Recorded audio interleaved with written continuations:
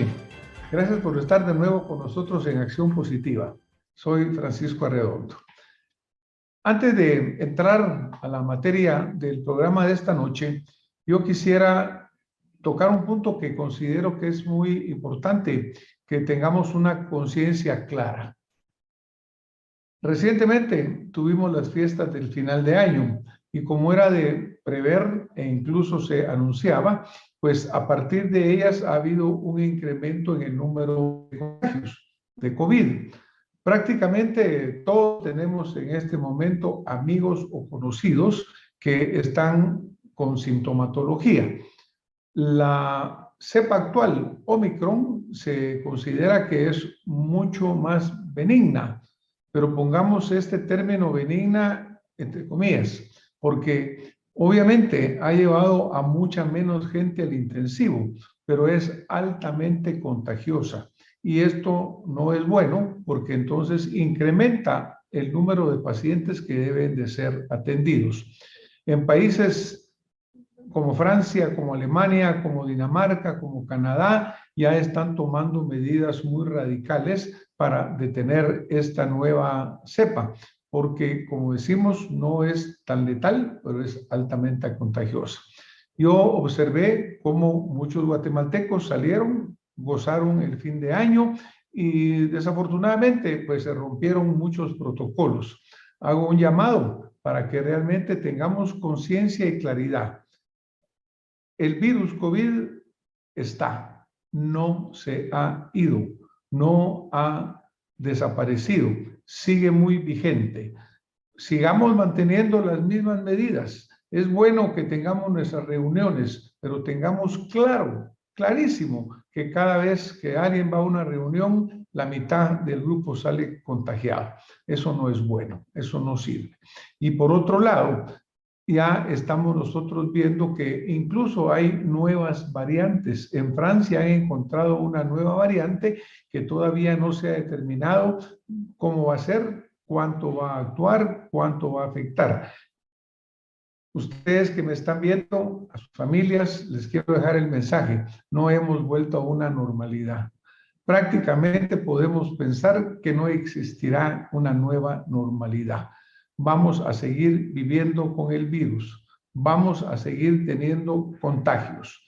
Las medidas sanitarias, las medidas higiénicas que se han hecho han sido positivas. Mantengámoslas. Desafortunadamente, nuestro gobierno fracasó totalmente en su programa de vacunación. 25% únicamente de nuestra población tiene un esquema completo. Y de acuerdo a lo publicado en los medios, un alto riesgo de que se pierda más de 1 millón de vacunas recibidas a última hora por parte del Sputnik, porque no va a haber capacidad de aplicarlas. Entonces, mensaje, el virus está. No nos descuidemos.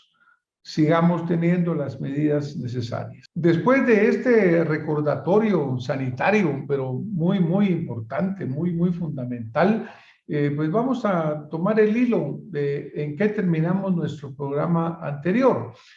Y en nuestro programa anterior, pues terminamos mencionando los triunfos electorales recientes y hablábamos específicamente de la señora Xiomara Castro en Honduras, de Gabriel Boric en Chile. Y pues obviamente se suman a los triunfos anteriores de Pedro Castillo, incluso de Nayib Bukele y otros triunfos electorales legítimos. No estoy hablando de Nicaragua porque eso fue un total fraude, como otros que se están preparando en países con similares tendencias y similares prácticas. Pero cuando nosotros hablamos y vemos, por ejemplo, ¿qué pasó? ¿Por qué fue la victoria electoral en Chile? Porque Chile, tenemos que recordar que es un país que tiene una trayectoria realmente ejemplar cuando hablamos de Latinoamérica. Chile, por ejemplo, se le llamó un milagro económico, una recuperación enorme, prácticamente lo que ya estaba colocado dentro de las economías y sistemas de vida del primer mundo. Entonces, cuando el voto negativo hacia los que postulan esta línea política, económica que se estaba siguiendo en Chile y se regresa prácticamente a lo anterior, la pregunta es, ¿por qué? ¿Qué es lo que la gente quiere en realidad? Algo que tenemos que tener claro nosotros es que, como en el caso de Guatemala, cuando nuestras autoridades señalan y hablan de que tenemos una excelente macroeconomía, digamos que en términos técnicos están diciendo la verdad, pero tener una buena macroeconomía no es suficiente. Así se demostró en Chile. Como señalamos, Chile fue el país más exitoso en la historia de América Latina en cuanto a su proceso económico. Los Chicago Boys hicieron un buen papel en esa macroeconomía y la convirtieron prácticamente en un referente regional. La clase media, según la definición del Banco Mundial, aumentó en Chile de un 23.7 en el 90 a un 64.3% en el 2015 y seguía mejorando. La pobreza extrema en Chile se redujo de un 34.5 a un 2.5. Nos preguntamos nosotros entonces, ¿por qué vienen los chilenos y rechazan este sistema? La economía, la macroeconomía, por sí sola, no son lo que los ciudadanos quieren, no es lo que busca el guatemalteco, no es lo que busca el chileno. Cuando nosotros vemos las proyecciones que hacemos en Guatemala, vemos que hay un alza estimada del Producto Interno Bruto en un 7.5% y se habla de un crecimiento en Guatemala del 4.4 a 5% en el 2022, lo cual es excelente macroeconómicamente. Pero tengamos claro que esto no es suficiente realmente y que hay que asegurar que esta recuperación económica, que esto que estamos viendo realmente no se quede en desigualdad y que se refleje en la microeconomía y en las economías familiares. Si eso no sucede, definitivamente nosotros también caemos o caeremos en el péndulo político que estamos viendo que está sucediendo en América Latina y que ha llevado a que países con el desarrollo económico de Chile, incluso Perú, se recordarán ustedes que en su momento llegó a tener un crecimiento entre el 8 y el 9%. Prácticamente llegó incluso a superar en cierto momento a Chile. Pero luego se produce la victoria de Pedro Castillo, lo cual lo que dice es, el pueblo no quiere macroeconomía. El pueblo quiere que la microeconomía, que en sus hogares haya estabilidad económica, que haya pan en todas las mesas. De nuevo, nuestras autoridades mencionan, como se hizo en Chile también, que la macroeconomía está bien, que hemos tenido crecimiento de la inversión directa extranjera, que se están atrayendo más y más inversiones. Suena bonito de nuevo. De nuevo, nuestras autoridades mencionan, como se hizo en Chile también, que la macroeconomía está bien, que hemos tenido crecimiento de la inversión directa extranjera, que se están atrayendo más y más inversiones. Suena bonito de nuevo. Recordemos que pues esta inyección directa económica de afuera en Guatemala se vio muy afectada beneficiosamente desde ese punto de vista, porque Millicom compró prácticamente a los accionistas guatemaltecos de Tigo, y esa fue una inyección muy grande que en alguna forma deformó esa inversión extranjera. Por otro lado, también tenemos que tener claro que lo más importante en Guatemala, verdaderamente lo más importante, es la remesa familiar. esos miles de guatemaltecos, millones que han debido emigrar porque nuestro gobierno fallido, reprobado, no han sido capaces verdaderamente de darles esperanza, de darles oportunidad. ¿A qué viene todo esto que estamos hablando? Para nosotros, el punto clave es de cómo salir de nuestro laberinto, cómo salir de todas estas contrasentidos, incongruencias, cuando un país tan rico como Guatemala tiene pobreza extrema, es el peor calificado en lectura, en comprensión de matemáticas, tiene la mayor desnutrición de América Latina, tiene el menor cociente intelectual y por otro lado tenemos una macroeconomía muy estable. ¿Cómo salir de un laberinto que si no lo cambiamos, si no hacemos las cosas diferentes, nos va a llevar definitivamente a resultados como los que ya estamos observando en alguna forma, en cascada, en otros países de Latinoamérica? Y esto es importante porque nosotros estamos entrando a un año electoral. Ya hace prácticamente una semana inició el plazo para que se convoque a las elecciones generales para elegir a los próximos servidores públicos. Servidores públicos que en cuanto entran se les olvida que son servidores públicos y, como dije en algún momento, se autoerigen en mandatarios absolutos, lo cual es parte del error que realmente tenemos que compensar. Estamos entonces viendo que ya empezó el movimiento político en Guatemala.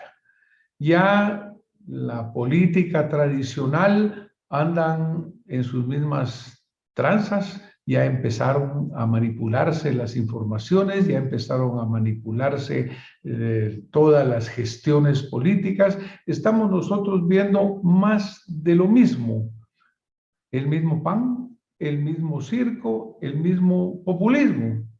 En un programa que hizo el señor Vicente Fox, expresidente de México, ya alejado del poder hace varios años, él decía, dentro de las cosas que reconocía como sus errores, era que cuando era candidato ofrecía el sol, la luna, todo, aún sabiendo que eran imposibles y que cuando llegaba o llegó a su gobierno, pues obviamente se enfrentó con el hecho de que todo ese populismo no se podía realizar. Estamos hablando o oyendo de los mismos candidatos de siempre, pero hablando de lo mismo.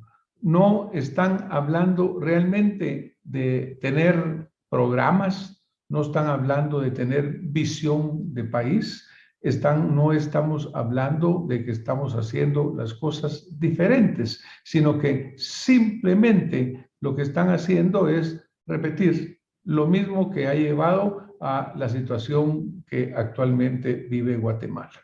Y dentro de ese seguir hablando de lo mismo, pues obviamente el fantasma de la corrupción, que gracias a esa política tradicional, gracias a ese pan y circo permanente, gracias a esas campañas ausentes de programas y ausentes de visión de nación, pues ha caído en un cáncer de la corrupción en todas sus formas e infiltrado profundamente hasta las raíces. Hacia ahí es hacia lo cual tenemos nosotros que luchar. Todos sabemos que vivimos en una democracia. El término democracia es un término que, por ejemplo, Pepe Mujica, ese gran presidente latinoamericano, decía, la democracia no puede ser perfecta, pero hasta ahora no hemos encontrado un sistema mejor. Y él decía, no puede ser perfecta porque nosotros no somos perfectos. Otro gran político, como lo fue Winston Churchill, decía en relación a la política es casi tan excitante como la guerra y casi igual de peligrosa. En la guerra solo te pueden matar una vez, pero en política muchas veces. Y a los guatemaltecos cada 4 años nos matan con un nuevo sistema que igualmente falla en satisfacer las necesidades reales de los guatemaltecos. ¿Por qué es que tenemos estas grandes fallas? Las grandes fallas las tenemos porque para tener democracia no es solo desearla, no es solo quererla, no es solo programar que vivimos en ella. Se necesitan partidos políticos auténticos, sólidos, institucionales. Se necesitan tener leyes electorales buenas, no leyes electorales que perpetúen un sistema nefasto. También, y finalmente, como la base fundamental, se necesita tener ciudadanos. Se dice que la base de la democracia es ciudadanos informados, educados, conscientes de la responsabilidad que tienen en sus manos de forjar una verdadera democracia. Vamos a empezar por partidos políticos. Definitivamente en Guatemala no tenemos partidos. Vemos acá vehículos electorales que brotan, surgen, tienen una vida muy corta, llegan al poder o no y luego desaparecen. Entonces yo me permití convocar a un panel de personajes guatemaltecos que han vivido esa política. Incluso han sido candidatos a la presidencia, muchos de ellos han sido ministros, han tenido una participación activa. Y me permití invitar a este panel a el doctor José Luis Chea Urruela, a el ingeniero Luis Velázquez, a el ingeniero Mauricio Radford y al licenciado Danilo Roca. Y les hice 2 preguntas. La primera pregunta que les hice es: ¿existen en Guatemala partidos políticos auténticos? ¿Sí o no?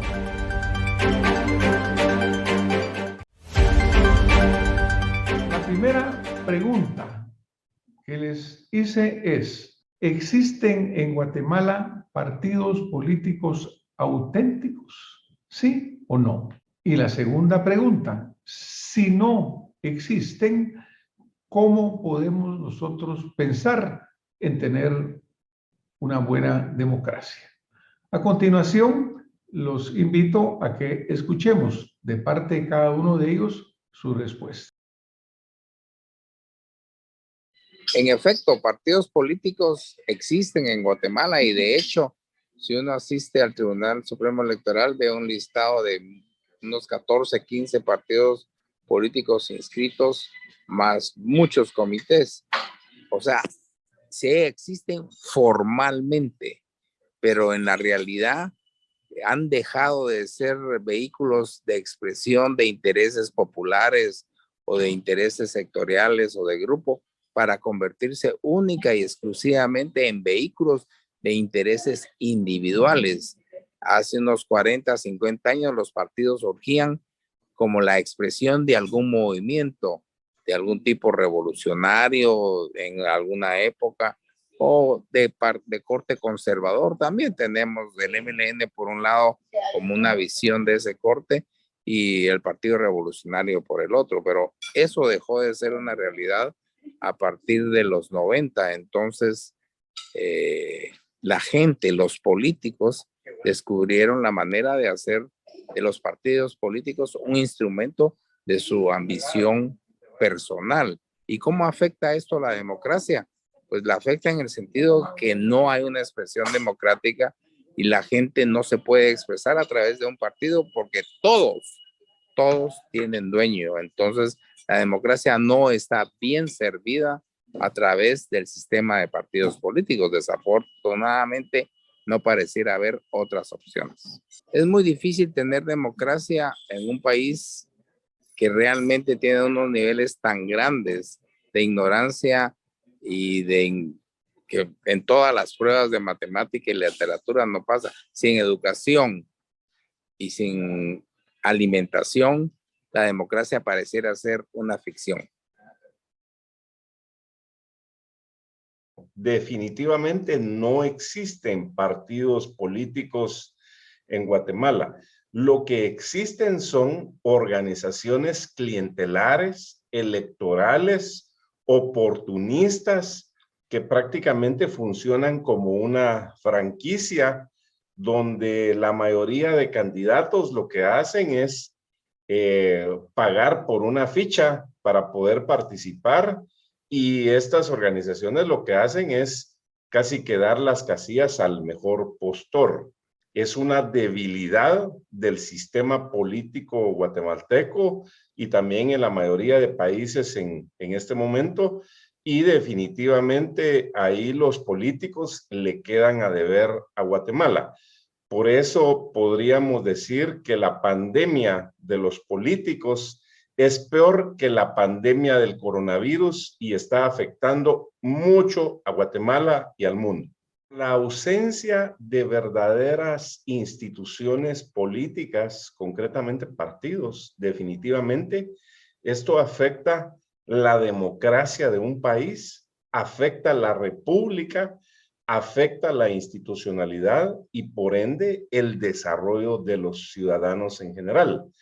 Pero también, además de que afecta, son una gran amenaza esa ausencia de partidos políticos, porque se convierten en oportunidades para los mesiánicos, para los que se creen salvadores del mundo, y es así como llegan las dictaduras, que han empobrecido a unos de los países más ricos del continente americano. Y concretamente podemos hablar de Venezuela, de Cuba, de Nicaragua, de Bolivia y de otros países. No existen auténticos partidos políticos porque responden más a intereses sectoriales y personales de grupos organizados en el país que han cooptado la estructura de los partidos políticos para satisfacer sus propios intereses de poder y de negocios dentro del Estado. Esto ha conllevado a que se desfigure totalmente lo que deberían de ser los auténticos partidos políticos a nivel nacional. Y vemos que surgen partidos políticos que nacen, crecen, ya no se desarrollan, sino que mueren después de una campaña, con excepción de la UNE, que ya debería de estar cancelada por otro tipo de problemas. Pero en Guatemala la mayoría de partidos, si tú ves, el tiempo de vida es muy corto. Por lo mismo, no existen partidos políticos que representen los intereses del país. La realidad es que los partidos políticos deberían de ser los vehículos para poder tener una representación real de la población ante las esferas de poder, pero al no hacer su papel como debe de ser, resulta que hay un gran fallo en el proceso de representatividad. Los guatemaltecos no nos sentimos representados por las personas que son electas en el Congreso, ni en las municipalidades, ni en la presidencia de la República. Entonces, eso vemos nosotros que es un grave problema, porque no existe ese nivel de representatividad que sí vemos en otros países, donde el ciudadano se ve reflejado en su postura política porque se respeta una ideología, porque se respeta la forma en que el partido plantea los intereses de cómo puede desarrollar una sociedad a nivel en términos generales. Tiene varias connotaciones, mi querido doctor, porque realmente el Estado guatemalteco está en un proceso de extinción tan evidente que si no existe Estado, pues mucho menos existen partidos políticos que son los que debieran realizar la intermediación entre la sociedad civil y el Estado. Si está seriamente cuestionada la existencia del Estado, ya casi como un Estado fallido, donde no existen instituciones que puedan garantizar el desarrollo y el acceso de la población a un verdadero proceso de elecciones, entonces prácticamente no tenemos sino un aparato de simulación casi total en el cual todos caemos en la trampa o en la contaminación personal y consabida de hacer de un proceso electoral una mascarada que no tiene razón de ser. No hay instituciones que lo garanticen. Uno. Dos, lo que tiene que existir ahora mismo, que hay una disputa entre los que han entregado el país a una intervención inclemente y los que, representando otros sectores, están tratando de asumir un pedazo del pastel. Lo único que podemos hacer es convocar a un frente nacional que pueda justo avanzar sobre la conciencia nacional y evitar que se realice el fraude electoral en virtud de una respuesta masiva de la población que, igual que sucedió en México, pueda, por evitar el fraude, por la respuesta masiva y el cuidado de los votos en las elecciones. Si no existe esa tercería entre las dos fuerzas que están luchando por el poder, ni vamos a tener elecciones libres y vamos a tener una mascarada de elecciones donde no tendremos ningún derecho a decidir por nuestro gobierno. Hemos escuchado las respuestas de nuestros invitados. La coincidencia en todos ellos es que no existen en Guatemala partidos políticos.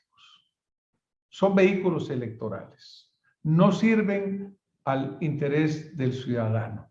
No lo representan. Y por otro lado, no tenemos una buena ley electoral, porque la ley electoral existe actualmente, está hecha para perpetuar esa política tradicional perversa que tiene el sistema amarrado al subdesarrollo político y por ende al subdesarrollo nacional.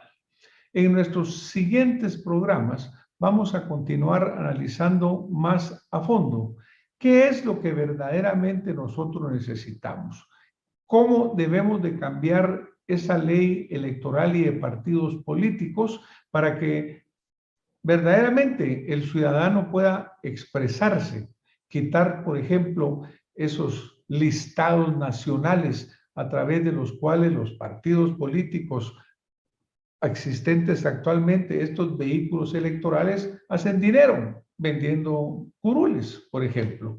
Pero bueno, es un tema que le vamos a entrar a fondo, porque Guatemala merece un mejor futuro, pero para que tengamos un mejor futuro tenemos que salir del laberinto, tenemos que romper el nudo gordiano. Gracias por haber estado con nosotros esta noche. Nos vemos la próxima semana con más Acción Positiva. Soy Francisco Arredondo. Soy Acción Positiva. Muy buena noche. Muchas gracias.